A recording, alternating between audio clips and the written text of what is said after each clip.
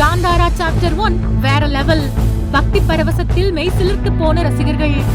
1000 கோடி ரூபாய் வசூல்.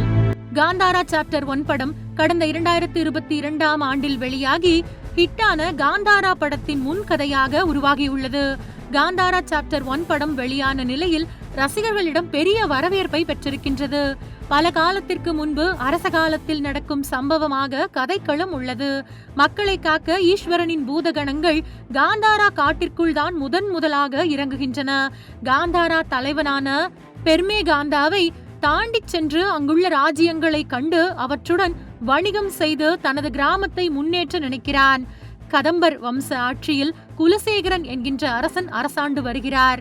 அவரது படைகள் ஒரு சமயம் காந்தாரா காட்டிற்குள் வரும்போது அவர்களை பயன்படுத்தி கதம்ப தேசத்திற்குள் செல்லும் பெர்மோ அங்குள்ள துறைமுகத்தில் வணிகம் செய்யும் உரிமையை பெறுவதுடன் ஒரு கட்டத்திற்கு மேல் துறைமுகத்தையும் கைப்பற்றி விடுகிறான். இதனால் குலசேகரனுக்கும் பெர்மேவுக்கும் இடையே மோதல் உருவாகிறது. குலசேகரனின் சகோதரி கனகவதி பெர்மேவுடன் காதலில் விழுகிறாள்.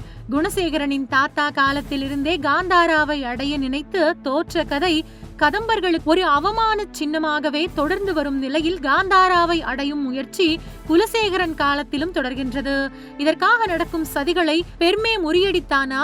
ஈஸ்வரனின் கணங்கள் காந்தாராவை காப்பாற்ற பெர்மேவுக்கு உதவியதா? குலசேகரனின் சதி என்ன போன்ற விஷயங்களை பரபரப்பான கதையாக ரிஷப் ஷெட்டி சொல்லியிருக்கிறார்.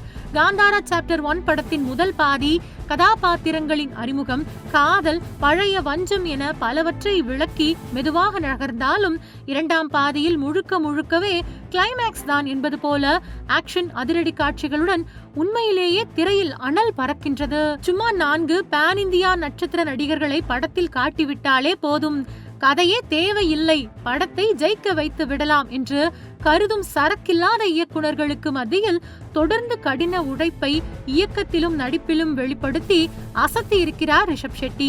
ஒவ்வொரு காட்சியிலும் அவ்வளவு பிரம்மாண்டம் தெரிகின்றது. பஞ்சுருளி போன்று தோன்றும் காட்சி, நெருப்பில் பூக்கும் வராகமூர்த்தி, ஈஸ்வர கணங்கள் என பிரம்மாண்டம் மட்டுமில்லாமல் ஆன்மீக தரிசனத்தை அளிப்பது போல படத்தை காட்சிப்படுத்தி இருக்கிறார்கள். பின்னணி இசையும் பிரம்ம கலசம் பாடலும் படத்திற்கு கூடுதல் பலம்.